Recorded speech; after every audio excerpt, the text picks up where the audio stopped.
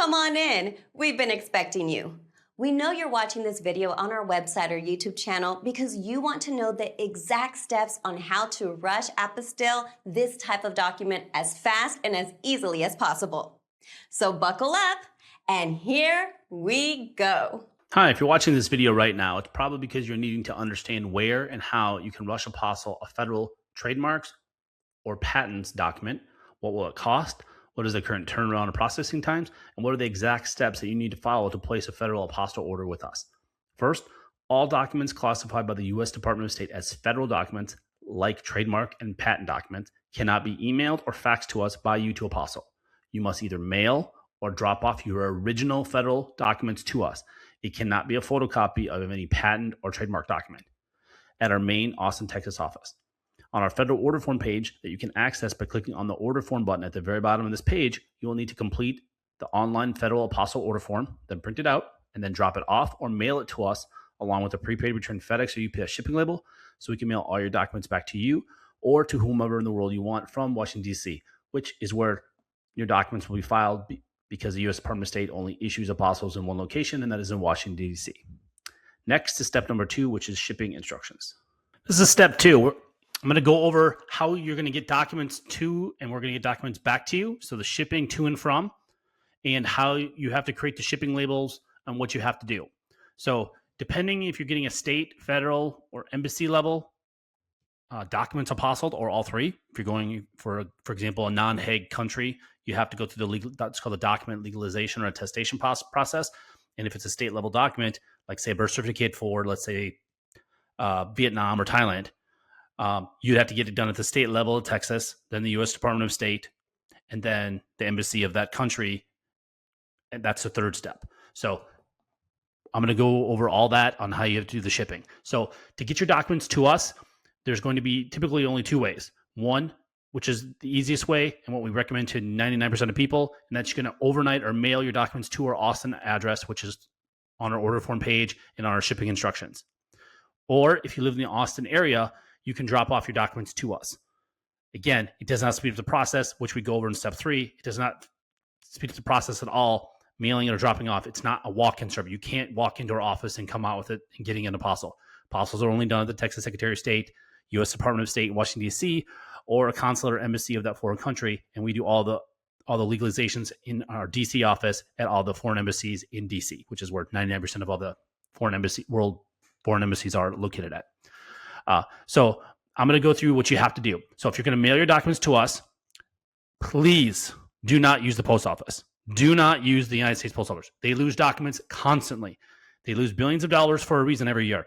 They are incompetent. They're unreliable. Do not use them. Do not mail your documents to us or have us mail them back to you, because it's usually the tracking is horrible. We recommend only to use FedEx, but if you want FedEx or UPS, or if you're in Europe or in South America or Central America, I know it's big down there in those countries, is DHL. But again, the most reliable and who we recommend, and we ship with them every single day, and we ship up tens of thousands of documents, and we have clients on 6 continents, haven't got Antarctica yet, it's FedEx. They are by far the most reliable. If you want your documents not to be damaged or lost, they are the most reliable, and they are the cheapest if you're using documents in the U.S. by far. And I'll give you an example. We ship to our D.C. office from Austin, Texas. So the middle of Texas, all the way as far as you can possibly go across the country until the Atlantic Ocean to Washington, D.C. It costs us $10.95 to 2-day FedEx documents to our DC office. If we use UPS, same turnaround time, it's over $40. If we use the post office, it's over $20. It's like $23. It's over twice. So if you're using documents, FedEx is so much cheaper than using UPS and the post office for that matter, if you're doing it fast within overnight or 2 days. Most people don't realize that's only if you use the FedEx One option. And our video on our shipping pages, they're going to go through that. I'm going to explain that. So here's the links you're going to click on. So this will do a long video, another 15, 20-minute video. It will walk you through something that FedEx or UPS doesn't even do on their website. We have screenshots and a video walking through the screenshots on how you can create a prepaid return shipping label on FedEx.com or UPS.com from anywhere in the world. So I don't care where you live in the world, you can go online and you can create a prepaid shipping label, and then you can print that out and mail that to us, or you can download it and email the PDF that they give you. It's only a PDF. You cannot give us shipping labels in a Word document or a GIF or a JPEG or whatever it is. You need the original PDF that both UPS and FedEx will give you. When you create it and you click on these links right here, and they'll show you a video and walk you through screenshots on how you have to do that anywhere you want. Okay. And then if you're doing internationally, you have to do what's usually called a customs invoice or customs receipt that you have to do. You click on these ones, this one for FedEx and this one for UPS, and we already have a pre-filled out for you template that you just got to fill out and then sign your name and date and put the date on it. That's it. It's already done for you. Again, depending on the country, they don't normally need this, but we always do it just in case. We tell you to do it if you're shipping internationally, for shipping your document from the US to another country. For example, Mexico doesn't really care that much, but you can do it anyways, but they don't really care with FedEx. But a lot of the other countries in the world, to get through customs, you're going to make sure you're going to want to have that. Okay. And then the other big thing is you cannot put our name on the shipping label. Let me repeat myself. You cannot put our name, phone number, or address anywhere on your shipping when we're shipping it back to you. That's the shipping to you. So we've apostilled your document, and now you want it to return to you or to a law firm or to another country or a friend or family or coworker or a company or government entity, wherever you want us to send it. You're creating a prepaid shipping label. Okay, you are the importer and you are the shipper. So you cannot have our name on it, because if it goes through customs, we'll get billed for it, and we do get billed for it, hundreds of dollars. That's not ours. So we will not ship your documents back to you if you put our name on it. Okay, think of it like a envelope that you're mailing to somebody. In the upper left-hand corner in the United States, you put the return sender, meaning if the address you send it to it's a wrong address or the post office can't deliver it, they're going to return that mail to you. That's what we're asking for. You just can't put our address on there. You have to put any address. It doesn't matter what it is. You can put your friend, family member, coworker, a business. It doesn't matter. You just can't put our information on there. Again, you can just put yours. That's what people do. You can put your address as the to and the from. So, for example, you're shipping it. You want it shipped back to Europe, let's say. You have a friend or family member in the U.S. You can just use their address. Again, this is only if your document gets returned to you. They need an address to send it back to. Or if it goes through customs, they have to have an address to bill someone if you didn't pay the customs or whatever. Again, it doesn't really matter. You just can't put our address on it. It's real simple. And then again, both of these, you click on this, we'll go through what that means on how to do it. When you get to the FedEx or UPS, when you're online doing it, they'll ask, where is it getting sent from? Where you just can't put our address or phone number on there. It's very simple. People do it every day. People say we can't do it. Yes, you can. You're just not doing it right. Just follow our directions. Do it online. Don't walk into FedEx or UPS store to try to do this, because a lot of times those people don't know what they're talking about. You can just do it online. We have it done every single day from every country in the world. You can create the label online, not using our address. Because again, you are creating the label online and you are paying for it, not us. We are just simply dropping it off at FedEx or UPS or DHL for you. So you cannot put our address, because then we technically, in the eyes of FedEx or UPS or DHL, we are the importer. Then we are the shipper. Do you see that all the liability, the legal liability falls onto our company, and we don't, our legal policy, our company policy, we can't have that. So do not put our address on the shipping labels. Very important.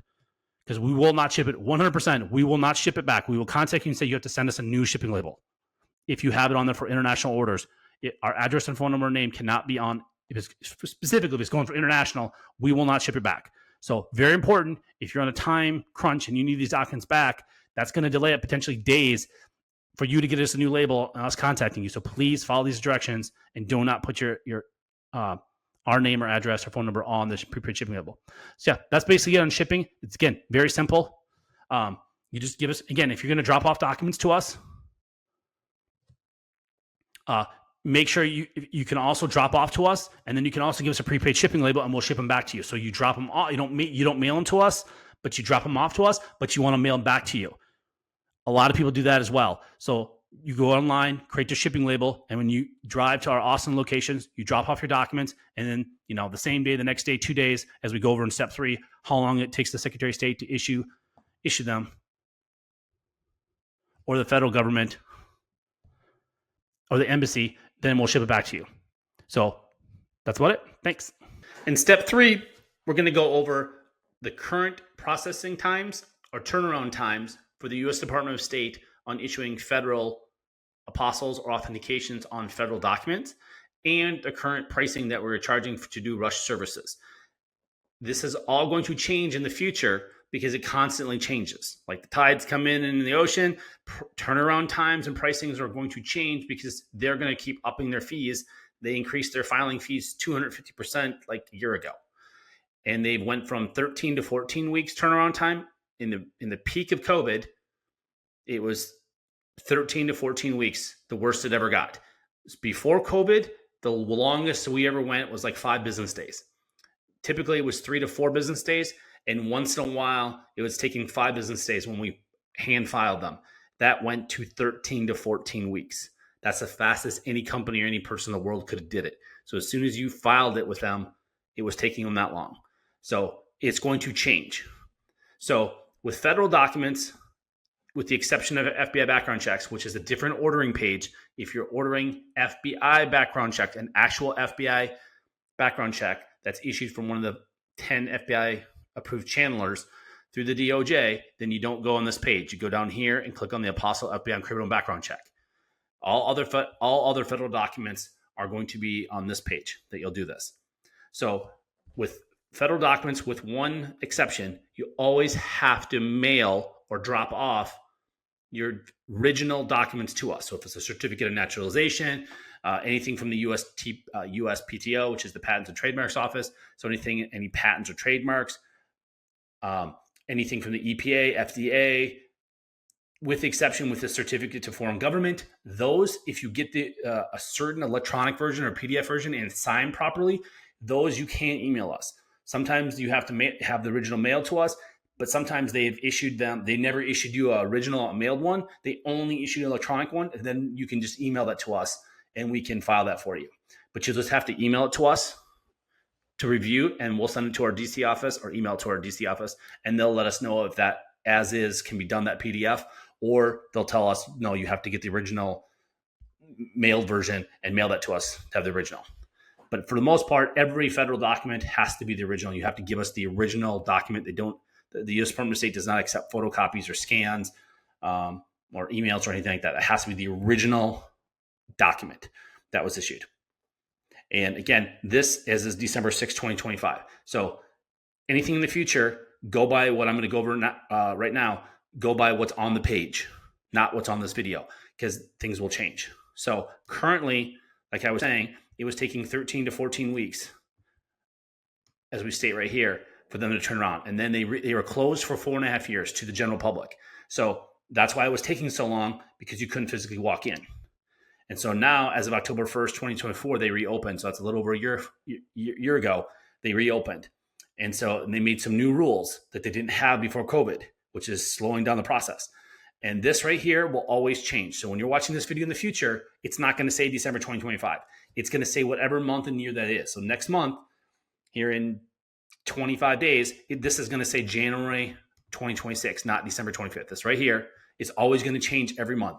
Our system updates, and we're going to update it on if there any changes to the turnaround times, and we're always going to update. So you never have to call us or email us and ask us, what's your current processing time? How long is it going to take? It's always going to be right here for you. So you don't have to waste your time trying to find answers. So currently, there's a new rule. They never had this before COVID. So every company and every person in the world can only submit in person 15 documents per day. So if we get 17 documents, you could be the one it's going to take. We can't file it until 2 days later, not the next day, depending when we get it from you. So understand that it depends on how many documents we have or anybody. We can only do 15 documents. That's not 15 orders. That's 15 documents. And sometimes we have people that give us 4 or 5 FBI or federal documents at one time, or 10 documents at one time, and there's only 15 per day. So we only have an allotment of 15 per day. Every company, every person in the world, it's the same rules. So it's not our company. It's every company that does this. Our competitors, it's you. If you would fly to DC and try to do this yourself, they're only going to give you 15 documents per day. So please understand that. Secondly, they're now only open Monday through Thursday, 8 a.m. to 9 a.m. I kid you not. This is not a typo. They're only open for 16 hours every month. So we only have between 8 a.m. and 9 a.m. to file your document and then we have to pick it up when they tell us to between 8 a.m. and 9 a.m. That's how ridiculous this is. How hard it is now to file documents because there's such a tight window. Okay, currently it is taking 7 to 9 business days. And this right here is going to change. In the future, if you see this, it could say 8 to 10 days, 9 to 12 days, 10 to 14 days. But right now, it's 7 to 9 days. It used to be 13 to 14 weeks. And the fastest it was until October 1st, it was 3 to 4 weeks. So it was for 4.5 years when COVID hit, it was taking a minimum 3 to 4 weeks to 13 to 14 weeks. But currently, right now, as of December 2025, it's taking 7 to 9 business days. And please understand, this is not from the time you get us the FBI background check. It's from when we submit it, when we hand submit it. Our cutoff time, we have to get your FBI background or any of your federal documents, before 3 o'clock typically on a day. And then it's going to take 2 or 3 days after that to mail. We have to get them in our Austin office. You mail them or drop them off. And then it's going to take 2 business days. We FedEx it at our cost to our office in DC. So if we get your documents by noon of that day, we'll ship them out that same day. If we get them after noon of that day, they won't be mailed out to the following day. So just so you know, that's how long the turnaround time is going to be. And the other thing people ask all the time, and we cannot give you an answer, is this right here. Very important. The U.S. State Department does not give us or anyone updates of any kind once we submit your documents to them in person. So we cannot give you any type of, order status or anything like that. So just make sure when you submit your documents to us, you only have to go by this information right here. They will not give us or anyone any update. So once we file it, it's radio silence from us. And please don't email us or contact us because we cannot tell you anything. They do not, again, this is how broken the system is, the federal government. They do not update anyone. So until it's issued, we're not going to know anything. So just please be aware of that. Okay. And this is the current pricing in December 2025. Prices are going to change in the future. Inflation happens. The filing fees at the Department of State go up. They increased 250% about a little over a year ago. They went up 250% the filing fees. And this price right here, all the filing fees we pay. You don't pay that. So out of this number, we pay for all the U.S. Department filing fees. So currently it's $175 to rush file any federal document, the first document, and then each additional document is $125. Again, this is going to change probably next year to $150. But whatever we're watching this video, if it's 2027, 2028 in the future, just whatever this says on this page right here, that's what your current is. And this is just like a little cheat guide right here. If you have one federal document, it's 175. If it's 2, it's 300, 3, 425, and such and such. This is just a little cheat sheet. So if you have 1 to 10 documents, you can just look at this again, and it'll be all done for you on the order form anyways. So when you're ready to order, you just click on this button, and there's another video on that page, and that will walk you through what information we need from you and how to go ahead and where to ship it, pricing again, how to ship, all the things we did on this page, but I'll just go over it again. So that's about it. Thank you. Bye.